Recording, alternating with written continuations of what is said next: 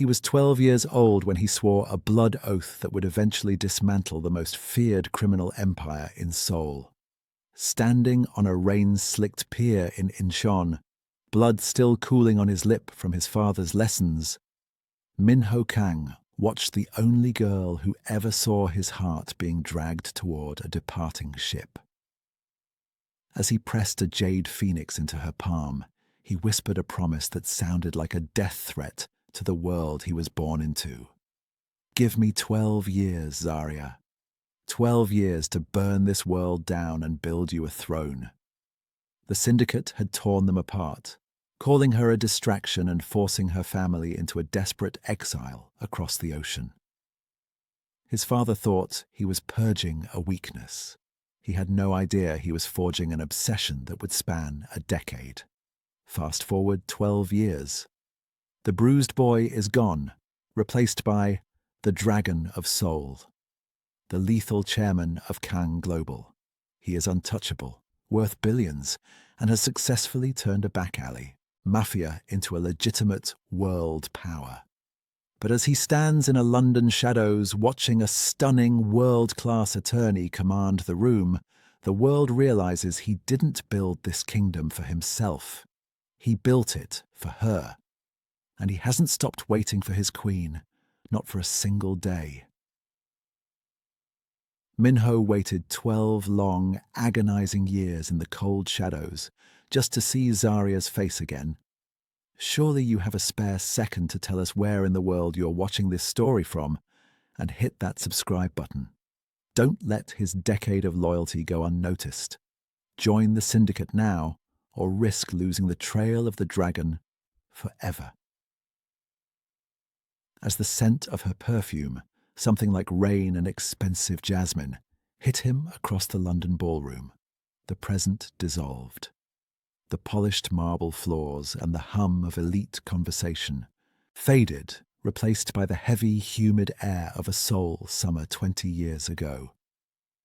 Before he was a dragon, before his hands were stained with the machinery of an empire, he was simply a boy, hiding in the one place the Syndicate's shadows couldn't reach. The ancient walled garden at the rear of the Kang estate. 10-year-old Min-ho sat cross-legged on a stone bench, nursing a fresh bruise on his ribs from a sparring session he'd been told he lost too easily. He was the Prince of Crime, a title that felt like a lead weight, ensuring no other child would ever dare look him in the eye.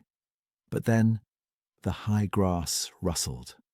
A girl stumbled through the peonies, her braids adorned with bright yellow ribbons that looked like trapped sunlight. She wasn't supposed to be there. She was the daughter of the American diplomat his father was currently negotiating with inside the main house.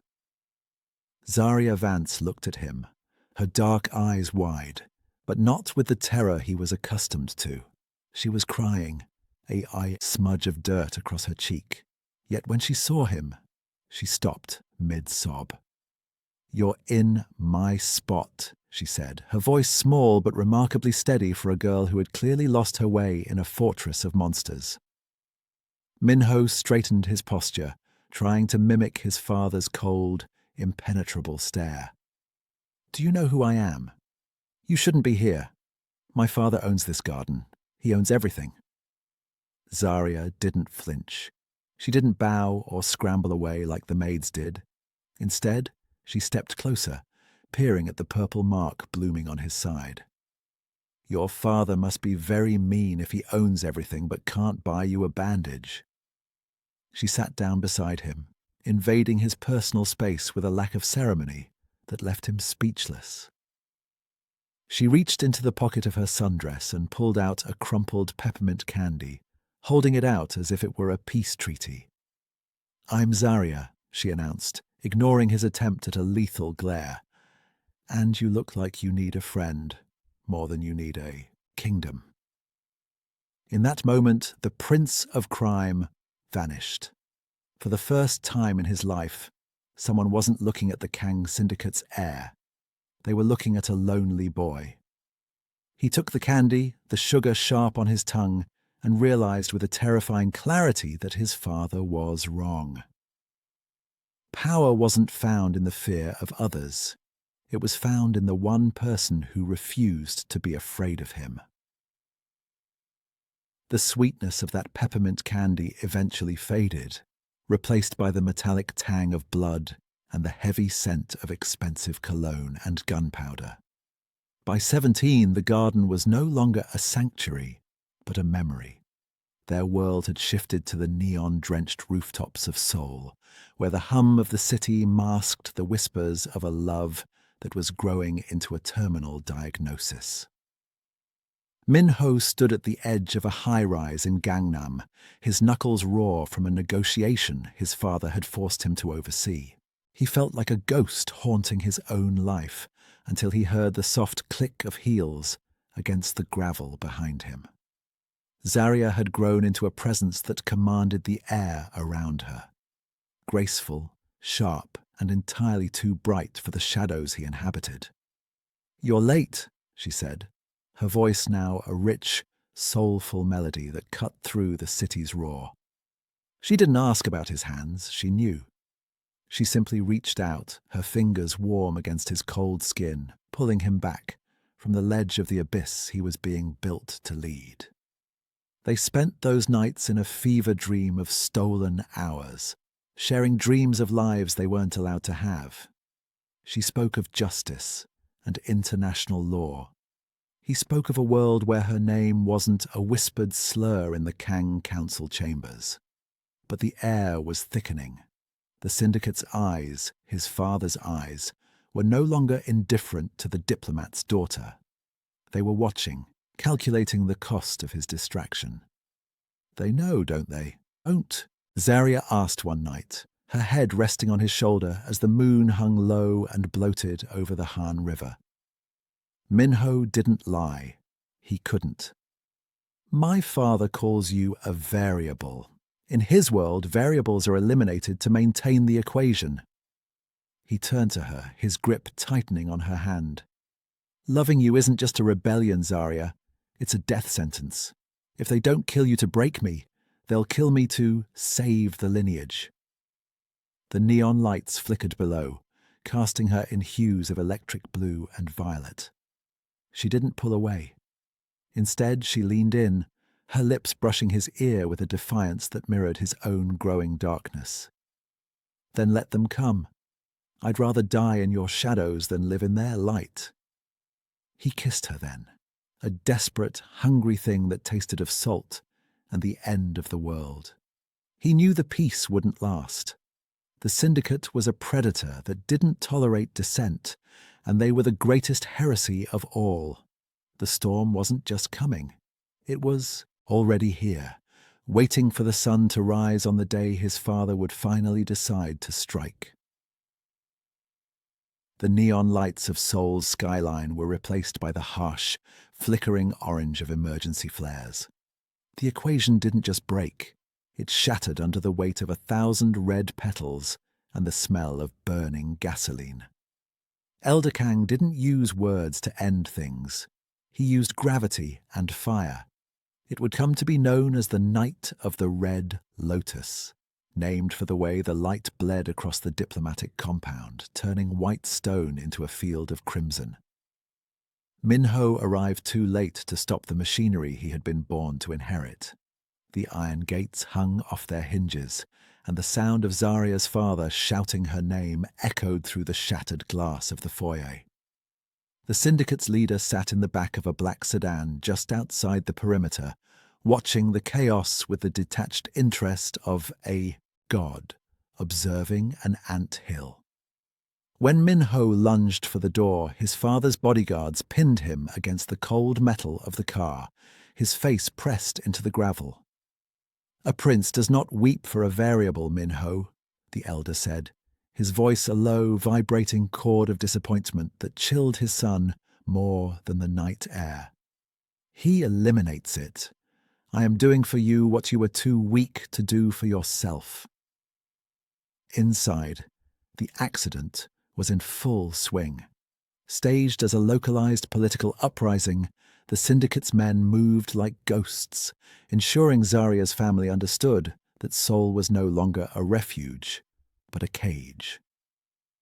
Min-ho watched through the haze of his own rage as Zaria was hustled into a bulletproof SUV by her security detail. Her face was pressed against the window, her dark eyes wide and searching for him in the dark. She saw him then, held down, bruised, and utterly powerless against the shadow of his own name. The message was written in the smoke rising from her home. Stay, and she dies. Leave, and she lives. By the time Min-ho broke free of the guard's grip, the order for their immediate diplomatic extraction had already been signed in blood.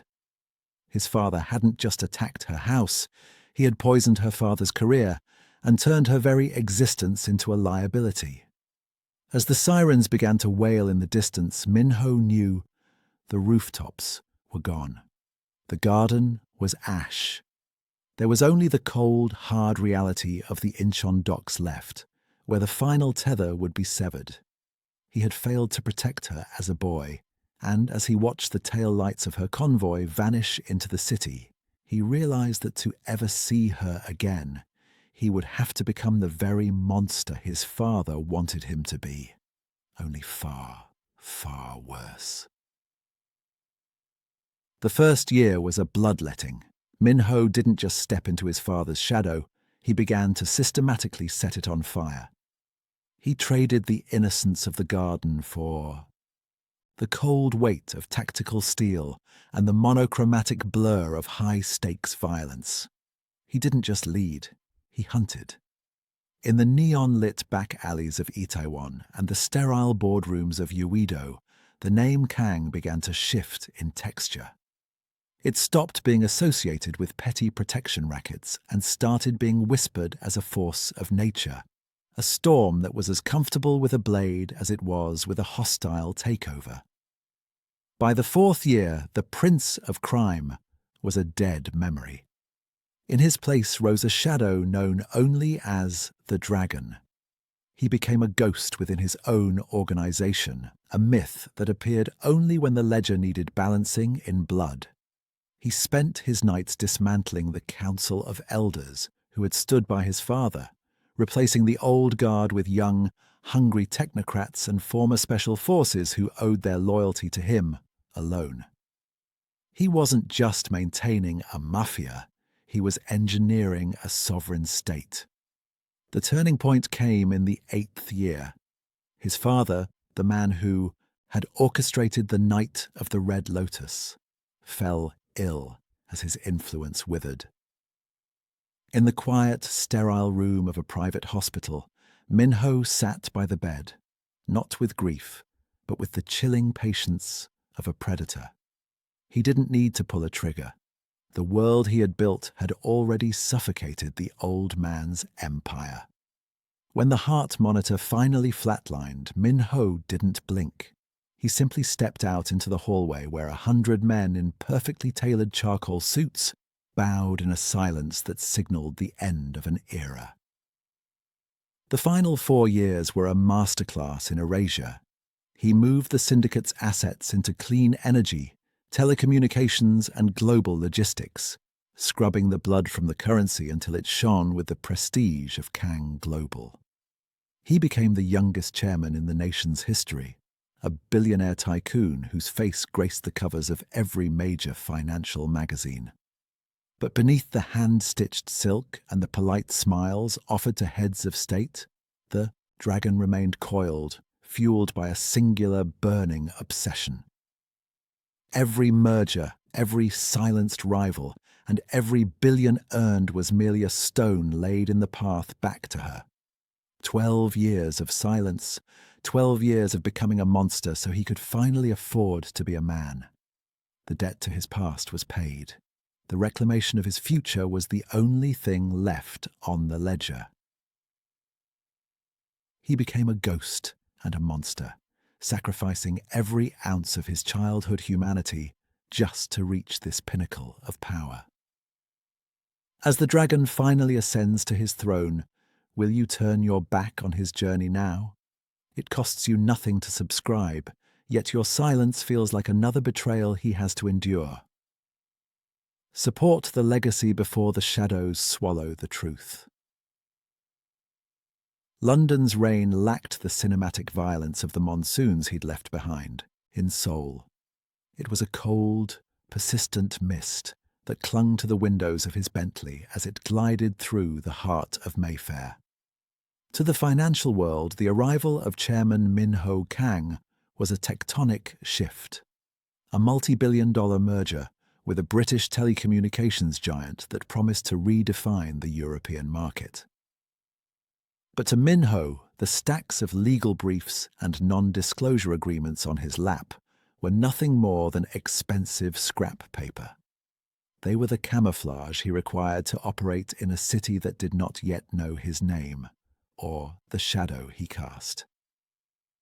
Inside the hushed luxury of his hotel suite overlooking Hyde Park, the corporate mask fell away.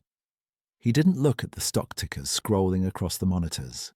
Instead, he opened a leather-bound dossier that had never touched a company server.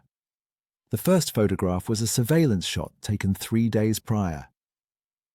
Zaria Vance was stepping out of a courthouse, her silhouette sharp against the grey stone of the Old Bailey. She wasn't the girl with the yellow ribbons, or the teenager who had whispered of death sentences on a Gangnam rooftop. She was a woman who moved with the poise of a sovereign. As a renowned human rights attorney, she had spent her own 12 years building a different kind of empire, one made of justice and ironclad litigation. She was the storm of the Hague, a woman who stared down dictators with the same unwavering gaze she had once used to challenge a Mafia prince in a hidden garden. Minho traced the line of her jaw in the photo, his thumb lingering where he knew the jade phoenix still rested beneath her silk collars. He had spent a decade becoming a monster so he could dismantle her enemies, only to find she had become a warrior who might very well count him among them. The London Hunt was not a search for a missing person. He had known where she was every hour of every day for years. It was a search for a point of entry into a life that was now the moral antithesis of his own. He watched a video clip of her giving a press conference, her voice commanding, articulate, and filled with a fire that hadn't dimmed. The dragon felt a familiar predatory ache in his chest, a mixture of pride and a terrifying uncertainty. He had built her a throne, but as he prepared for the evening's charity gala, he wondered if she would use it to rule beside him, or if she would use her power to finally bring the dragon to heel.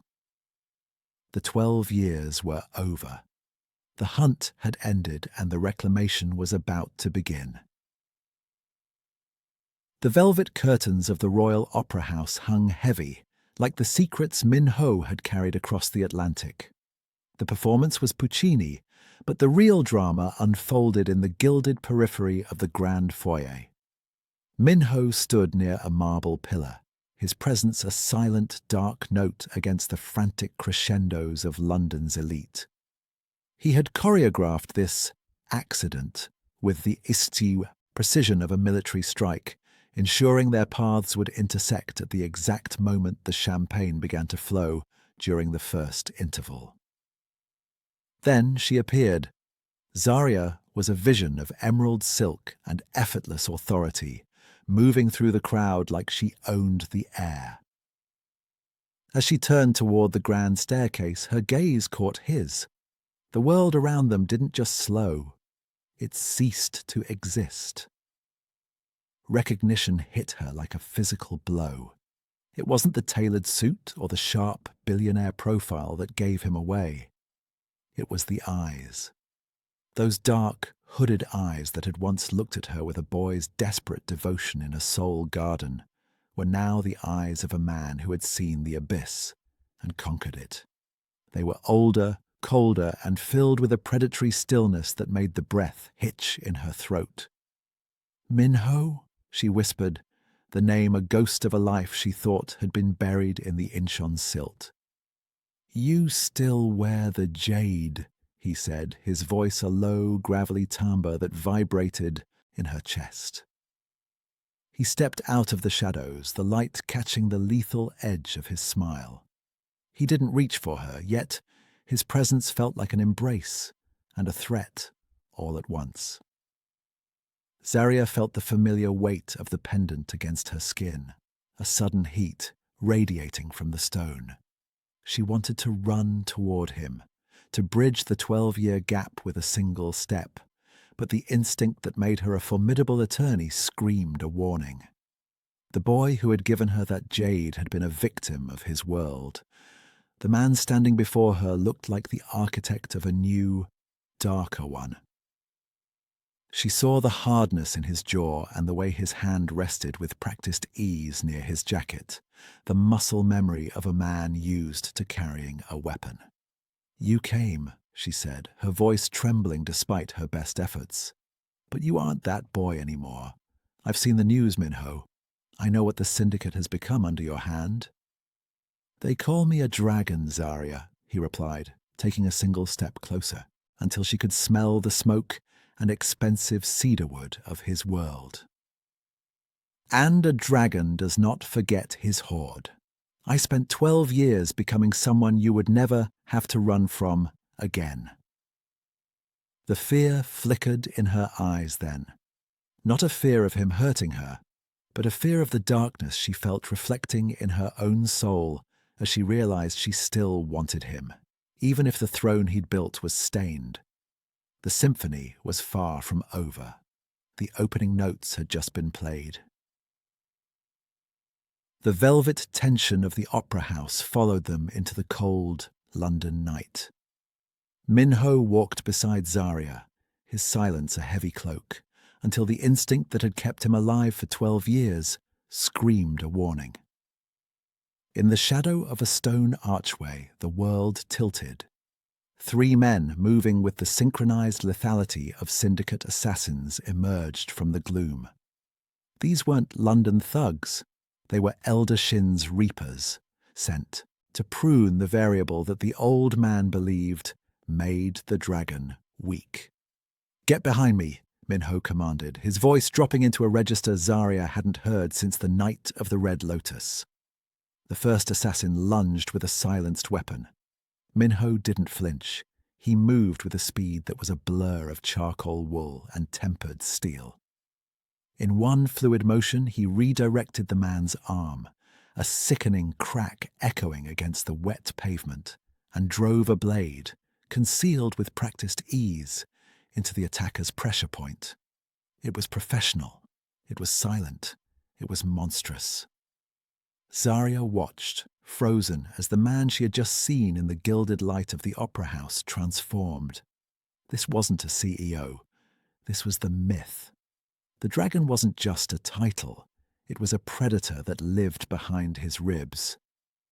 Minho intercepted the second man, using the first as a shield, before disarming the third with a calculated efficiency that left no room for mercy. He didn't just stop them, he erased them. He moved through the violence not as a man in a fight, but as an artist finishing a dark masterpiece.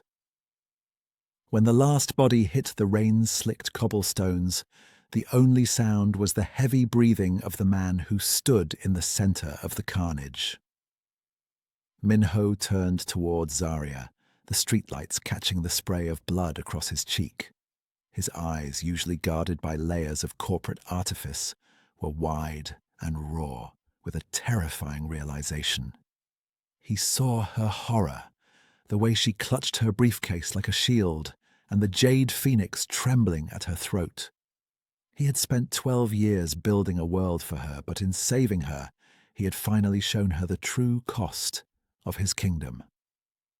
He reached out a hand, then pulled it back, fearing that the stain on his skin would finally burn away the last of her light. He had kept his promise to protect her, but as he looked into her eyes, he felt the crushing weight of a new fear, that he had finally become a monster she could never love.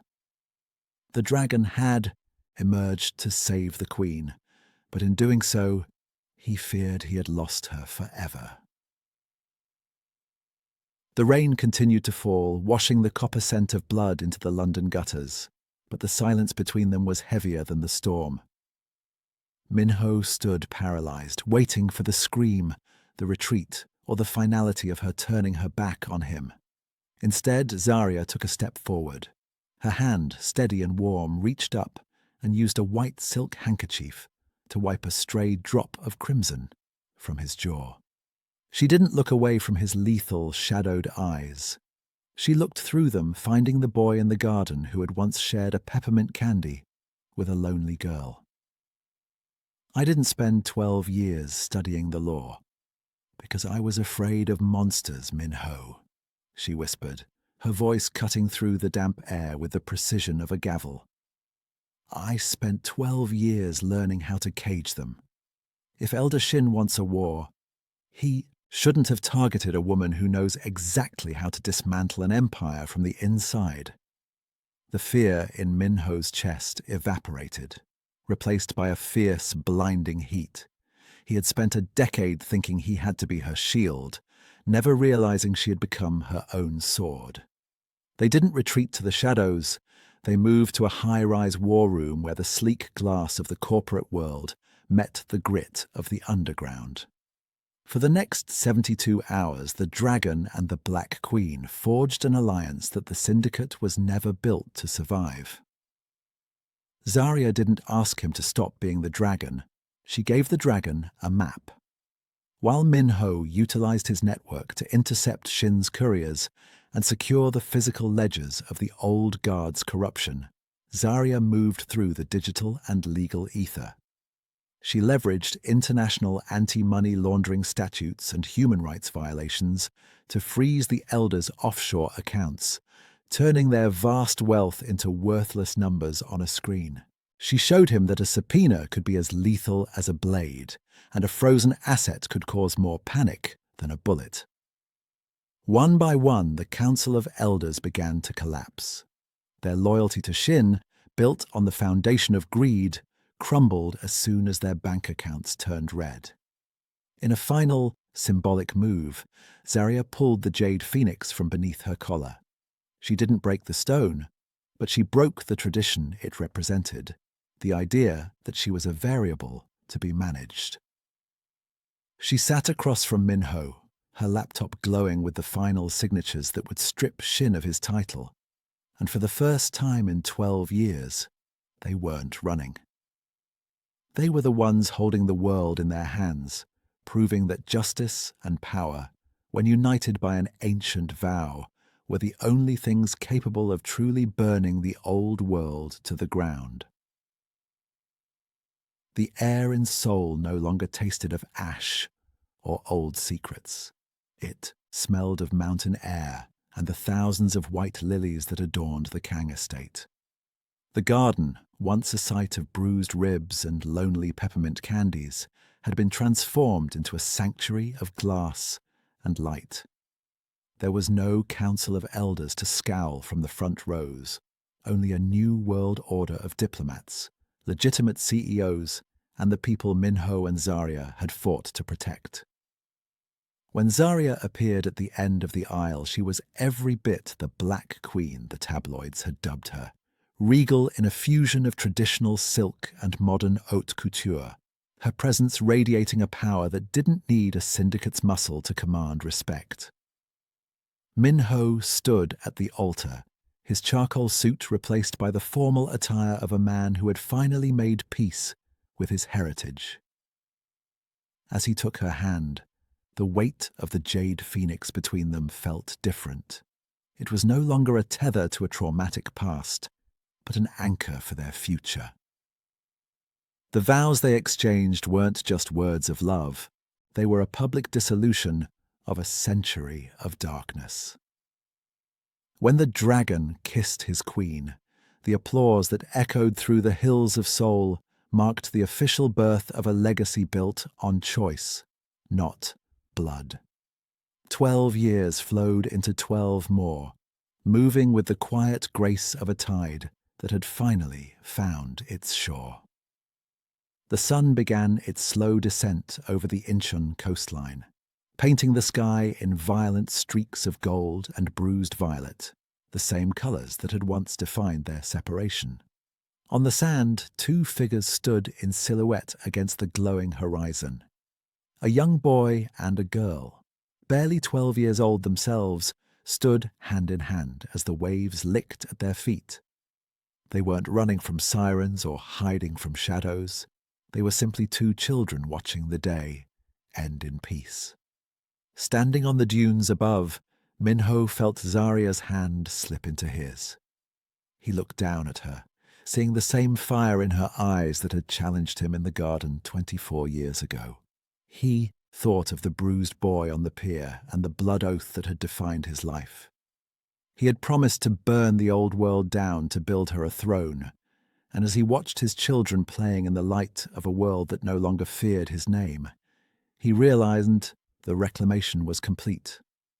The cycle of violence had been broken, replaced by a silhouette of innocence that mirrored their beginning, but carried none of its pain.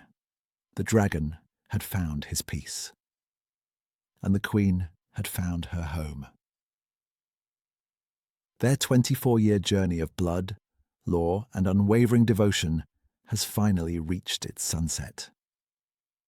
We have shared every heartbeat of their struggle, and now that the dragon has found his peace, it would be a shame to leave without finally hitting subscribe. Don't let this be the final time we walk together. Seal your loyalty to the kingdom and honor the Queen today.